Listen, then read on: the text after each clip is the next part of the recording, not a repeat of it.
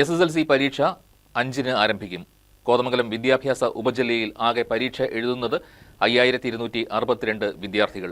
എറണാകുളം ജില്ലയിൽ ഏറ്റവുമധികം പട്ടികവർഗ വിദ്യാർത്ഥികൾ പരീക്ഷ എഴുതുന്ന വിദ്യാഭ്യാസ ജില്ലയാണ് കോതമംഗലം. 10ാം ക്ലാസ് വിദ്യാർത്ഥികൾക്ക് തങ്ങളുടെ ഭാവിയുമായി ബന്ധപ്പെട്ട് വളരെ നിർണായകമായ ദിനങ്ങളാണ് ഇനിയുള്ളത്.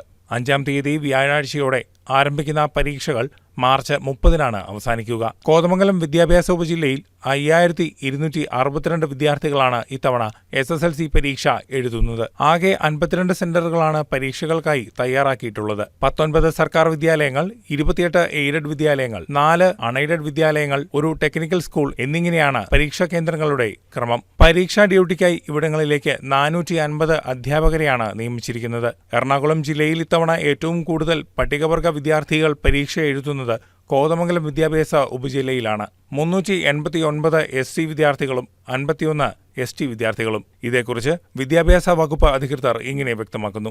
2025-26 അധ്യയന വർഷത്തെ SSLC പരീക്ഷ അതിൻ്റെ മുന്നൊരുക്ക പ്രവർത്തനങ്ങൾ കോതമംഗലം വിദ്യാഭ്യാസ ജില്ലയെ സംബന്ധിച്ച് ഏറെക്കുറെ പൂർണ്ണമായിട്ടുണ്ട്.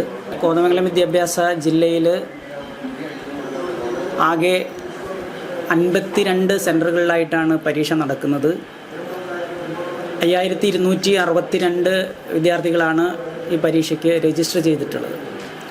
19 ഗവൺമെൻറ് സ്കൂളുകളും 28 എയ്ഡഡ് സ്കൂളുകളും 4 അൺഎയ്ഡഡും ഒരു ടെക്നിക്കൽ സ്കൂളും, ടെക്നിക്കൽ വാരപ്പെട്ടി അടക്കമുള്ള 52 സ്കൂളുകളിൽ നിന്നുള്ള 5262 കുട്ടികളാണ് പരീക്ഷ എഴുതുന്നത്.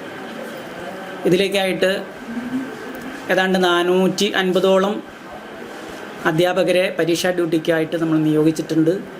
ഓരോ സെൻറ്ററുകളിലും ഇതുമായി ബന്ധപ്പെട്ട ചീഫുമാരെയും ഡെപ്യൂട്ടി ചീഫുമാരെയും നിയമിച്ചുകൊണ്ട് അവർക്ക് വേണ്ട ട്രെയിനിങ് മറ്റും വിശദമായി നമ്മൾ നൽകിയിട്ടുണ്ട്. എല്ലാ തരത്തിലുള്ള മുന്നൊരുക്ക പ്രവർത്തനങ്ങൾ നമ്മൾ പൂർത്തീകരിച്ചു കഴിഞ്ഞു.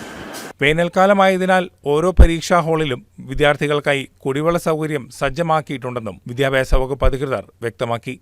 News desk KCV news.